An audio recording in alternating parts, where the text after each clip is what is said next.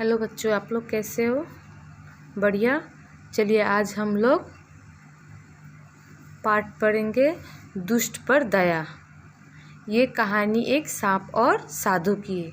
चलिए इसके बारे में जानते हैं। एक गांव के बाहर झोपड़ी में एक साधु रहता था। जाड़े की दिन थी, मतलब ठंडी थी उस समय, करकराहट ठंड थी। कड़ाके की ठंड पड़ रही थी। साधु जंगल से लकड़ियाँ लाने के लिए झोपड़ी से बाहर निकला। वह 2-3 कदम ही दे पाए थे कि उनकी नज़र एक सांप पर गई। सांप ठंड के कारण ठिठुर कर सिमट गया था।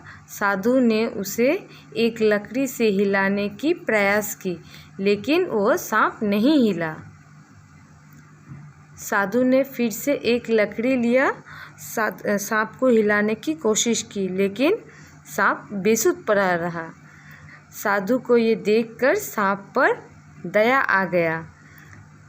उसी समय साधु ने उस सांप को उठाकर अपनी झोपड़ी में ले आए और उस सांप के लिए लकड़ियाँ जलाई। आग की गर्मी से सांप की चेतना लौटने लगी। कुछ ही देर बाद सांप रेंगने लगा। सांप की हालत में सुधार हुई। सांप की हालत में सुधार देखकर साधु बहुत खुश हुआ। वह एक जीव की जान बचाने में सफल हुआ था, परंतु उसे नहीं पता था कि दुष्ट पर दया करने से अपनी ही हानि हो सकती है। अचानक सांप ने अपना फन उठाया और साधु को डस लिया। कुछ ही देर बाद साधु की मौत हो गई। इससे हम क्या सीखते हैं? हमें किसी की मदद सोच समझकर करनी चाहिए।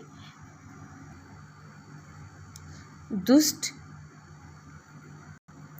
आचार विचार से परिचित करना चाहिए। दुष्टों से दूर रहना चाहिए। सोच समझकर हमें निर्णय लेना चाहिए और सज्जन व्यक्ति को भी हमें परखनी चाहिए। तो इस पाठ से हमें शिक्षा मिलता है कि हमें किसी की मदद सोच समझकर करनी चाहिए।